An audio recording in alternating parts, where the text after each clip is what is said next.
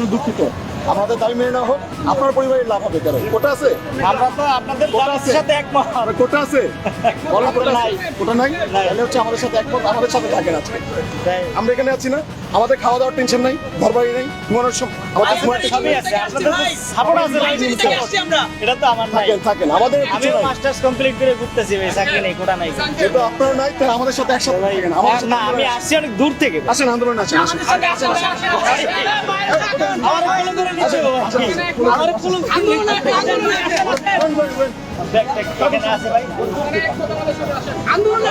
আপনাকে অবশ্যই এটা যৌক্তিক আন্দোলন। আমরা ভাই রুম থেকে আসছি ভাই। কোনো গাড়িটা এখান থেকে যাবে না।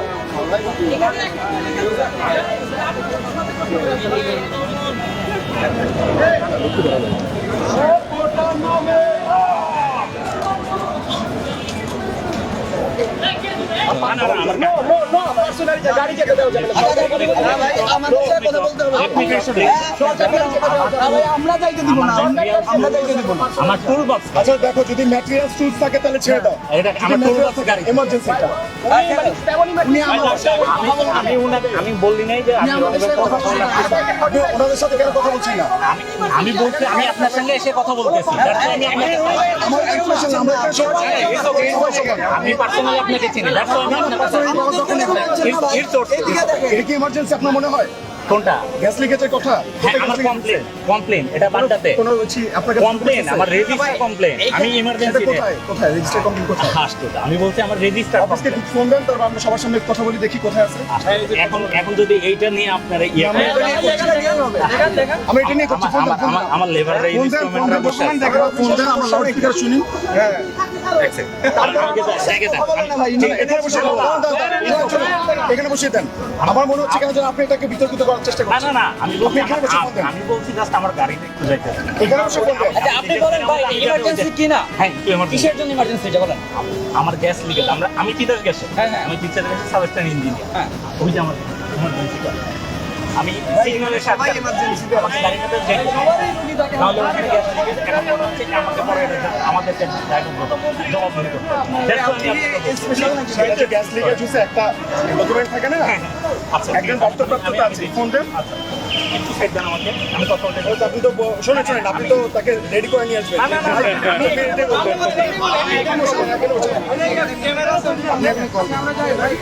আমাদের এখন হচ্ছে গিয়ে সরকার নির্বাহী বিভাগের সাথে হচ্ছে গিয়ে আমাদের সাথে ডিল হবে, তাদের সাথে কথা হবে। যতক্ষণ পর্যন্ত আমাদের দাবি মেনে নেওয়া হচ্ছে ততক্ষণ পর্যন্ত আমাদের আন্দোলন চলছে, আমাদের আন্দোলন চলবে। আমরা হচ্ছে সারাদিন সকাল সন্ধ্যা চলবে। রেল লাইন অবরোধ। যদি কেউ আমাদের দাবি যদি অতি দ্রুত মেনে না নেওয়া হয়, তাহলে এই যে এখন যে অবস্থা দেখছেন, শুধু সকাল সন্ধ্যা না, সারা বাংলাদেশ অচল থাকবে। আমার শুধু একটু প্রথম কথা হচ্ছে, শোনেন, এখানে সবাই সাধারণ শিক্ষার্থীরা আছে। বাধা দেওয়ার অনেক কৌশল করবে, কিন্তু স্টুডেন্টদের শক্তি এমন যে আমরা সকল বাধা, সকল উপেক্ষা আমরা মারিয়ে সামনে এগিয়ে যাব এবং আমরা আমাদের কাজ চালিয়ে যাব। দেখেন, যারা বলছে তারা আসলে কতটুকু যৌক্তিক কতটুকু অযৌক্তিক সেটা সারা বাংলাদেশের মানুষই তো প্রমাণ করে দিচ্ছে। তো তাদেরকে এতটা মূল্যায়ন আমরা করতে পারছি না। Extremely sorry. এতগুলো মানুষ এখানে আছে, এতগুলো শিক্ষার্থী এখানে আছে, আপনারা কিভাবে বলছেন এটা অযৌক্তিক? আপনি যদি সাধারণ মানুষের কথাই না ভাবতে পারেন, সাধারণ মানুষের প্রবলেমের মেজারমেন্ট করতে না পারেন, তাহলে আপনার চিন্তা শক্তি, আপনার প্রজ্ঞা, আপনার জ্ঞান এবং সেটা বিবেচনা করে কথা বলাই তো আপনার অযৌক্তিক। মুক্তিযোদ্ধাদের প্রতি আমাদের সবার সম্মান, তাদেরকে রাখি আমাদের হৃদয়ের মণিকোঠায়। তাদের সর্বোচ্চ সম্মানে আমরা আমাদের এই জাতীয় পতাকা তুলে ধরেছি। দেখেন, আমরা কেউ জাতীয় পতাকা অবমাননা করছি না। আমি বুঝতে পেরেছি আপনারা যেটা বলতে চাচ্ছেন। তারা এখন চাচ্ছে, শোনেন, তারা চাচ্ছে একটা নির্দিষ্ট গোষ্ঠী আছে, সেই আপনারা খোঁজ নিয়ে দেখেন, সেই নির্দিষ্ট গোষ্ঠীর মদদে তারা টাকা খেয়ে শিক্ষার্থীদের আন্দোলনকে বিতর্কিত করতে চাচ্ছে কিনা, এটাও আমাদের দেখার বিষয়। দেখেন, প্রথম কথা হচ্ছে আমাদের দাবি একটা, আমাদের দফা একটা, আমাদের দফা নিয়ে আমরা স্থির থাকবো, অনড় থাকবো। এখানে যত রকম অপকৌশল চালাক না কেন, যাই হোক না কেন, আমরা একটা বিভ্রান্তির মধ্যে নাই। আমরা আমাদের দাবি আদায় করে তারপর ঘরে ফিরবো।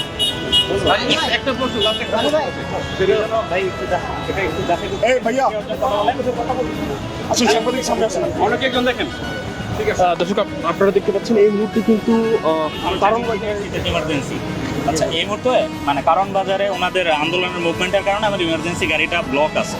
That's why আমি সেটা আপনার না, সারা বাংলাদেশের সব মানুষের ভুল আছে। আমি আমার কথাটা বলতেছি, আমাকে একটু ফিনিশ করতে দাও। তা আমি হচ্ছে যে ওনাদেরকে একটু পার্সোনালি রিকোয়েস্ট করতেছি যে আমার ঢাকা ক্যান্টনমেন্টের ভিতরে একটা গ্যাস লিকেজের কমপ্লেন এই মুহূর্তে এবং 7 রাস্তা আমার ওই এরিয়াতে আমার যে ডিউটি করে আমার ডিউটি গাড়িটা এখানে বন্ধ রয়েছে উইথ টুল বক্স এবং টেকনিশিয়ান সহ। আমি অ্যাজ এ সাবস্ট্যান্ড ইঞ্জিনিয়ার আমি আপনার কাছে রিকোয়েস্ট করতেছি যে দয়া করে আমার গাড়িটা একটু কোনো excuse করুন। ডকুমেন্টস আছে আপনার লিখে হ্যাঁ, আমার কন্ট্রোল রুমে আমার কথা বলুন। রেজিস্টার আছে, এই যে আমার কন্ট্রোল রুম। আপনি যদি চান তাহলে কথা বলে নিন। শোনেন, এখানে আমি আপনার না, না, না। ডিসিশন দেওয়ার কিছু না। আপনি decision- শিক্ষার্থীরা চায় কিনা আপনি বলেন। হ্যাঁ বলেন, কথা বলেন, কি বলেন উনি জিজ্ঞেস করেন। আমি তো আমার কথা বলছি, কি বলতে আপনার যদি চান? কোনো কিছু জানার থাকে উনি আমার হচ্ছে কন্ট্রোল রুম অপারেটর। ভাই এটা কন্ট্রোল রুম অপারেটর, আপনারা শুনতে পাচ্ছেন এখান থেকে? হ্যাঁ শুনতে পাচ্ছি লাউড এন্ড ক্লিয়ার। আচ্ছা, আপনার কোনো ডকুমেন্টস আছে যে উনি সত্য বলছে? আমার রেজিস্টারে, গভর্নমেন্টের রেজিস্টারে যে কল হ্যাঁ, government আছে তার register। একটা নাম্বার আছে, সিরিয়াল নাম্বার। আপনার যে অভিযোগ করেছে তার কোনো ডকুমেন্টস আছে? হ্যাঁ তার নাম দেওয়া আছে, নাম্বার দেওয়া আছে। ঠিক আছে, ডকুমেন্টস আমাদের কাছে পাঠিয়ে দেন, তারপর আমরা দেখছি। নয়তো একটা কাজ করেন, আপনি আমার ওনাকে কাছে- ছাড়া অন্য কাউকে পাঠিয়ে দেন, উনি এখানে থাকুক। সুযোগ নাই, গাড়িগুলো সব হেড অফিসে আমাদের গেছে। এখানে আমি এখন আর কিছু বলতে পারছি না। এখানে আমার শিক্ষার্থীরা যে যদি চায় তাহলে হচ্ছে যে উনি যেতে পারবে, যদি না চায় উনি যেতে পারবে না।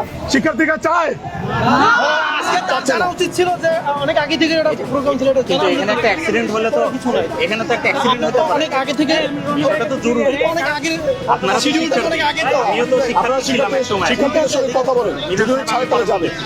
আপনারা তো শিক্ষার্থী। ঠিক আছে, আচ্ছা রনি ভাই, আমার লাস্ট একটা প্রশ্ন, সেটা হচ্ছে সকালে যারা মুক্তিযুদ্ধ সন্তান কমান্ডে যে নেতৃত্বে যে বিক্ষোভ সমাবেশটি হয়েছে, সেখানে তারা বারবারই একটা জিনিস চাপিয়ে দেওয়ার চেষ্টা করছে, সেটা হচ্ছে বিরোধী রাজনৈতিক সংগঠনগুলোর সাথে সম্পৃক্ত করার চেষ্টা করছে। আপনারা বলছেন সাধারণ শিক্ষার্থীরা আন্দোলন করছেন, এখানে এই ধরনের ষড়যন্ত্রের শিকার হলে ওরা যথেষ্ট মেধাবী, ওদের সঙ্গে কথা বলেন। আচ্ছা, ওনাদের যে ষড়যন্ত্র মানে করার চেষ্টা করছে কিনা আপনাদের সঙ্গে, এই ধরনের যে বক্তব্যের প্রেক্ষিতে আপনারা সেটা কিভাবে দেখছেন? দেখেন, একটা যৌক্তিক আন্দোলন হলে এরকম কিছু কমিউনিটি অলওয়েজ দাঁড়ায় যায় সেটাকে বিতর্কিত করার জন্য। এটা একটা পুরনো রাজনৈতিক কৌশল, যে বলছে যে অমুক দল হচ্ছে গিয়ে ওদেরকে মদত দিচ্ছে, অমুক দল এটাকে যৌক্তিক মনে করছে বলে এই শিক্ষার্থীরা ওদের লোক। এটা একটা পুরনো রাজনৈতিক কৌশল। এই কৌশলে শিক্ষার্থীরা কেউ পা দিচ্ছে না, এই ফাঁদে পা দিচ্ছে না, আপনারা নিশ্চিন্ত থাকেন। আপনারা মাথায় রাখবেন এটাই, এতগুলো শিক্ষার্থী সারা বাংলাদেশে ব্লকেট চলছে আজকে। কতজন শিক্ষার্থীকে আপনারা টাকা দিয়ে এখানে আনতে পারছেন? কে আনছে? কোন দল আনছে? কত টাকা আছে কোন দলের? এটা আমরা জানতে চাইবো তাদের কাছে। নাকি তারা এই যে গুটি কয়েকজন লোক, অল্প কয়েকজন লোক বসে আছে, ঠিক আছে, তারা আসলে সবসময় দেখা যায় তারা কোন যৌক্তিক আন্দোলন হলে জনগণের রিলেটেড, জনগণের ম্যান্ডেট যখন আসে তারা হচ্ছে এটাকে বিতর্কিত করার চেষ্টা করে। তারা হচ্ছে অপরাজনীতি বা অপঘোষণার মাধ্যমে তাদেরকে ট্যাগ দেওয়ার চেষ্টা করে, ব্লেম গেম খেলার চেষ্টা করে। এই ব্লেম গেম, তারা যে ব্লেম গেম খেলার চেষ্টা করছে, এই চেষ্টা আমরা সবাই মিলে, ছাত্র সমাজ যারা আছে সবাই মিলে একসাথে তার প্রত্যুত্তর দেব, সবাই মিলে তার জবাব দেবো ইনশাল্লাহ।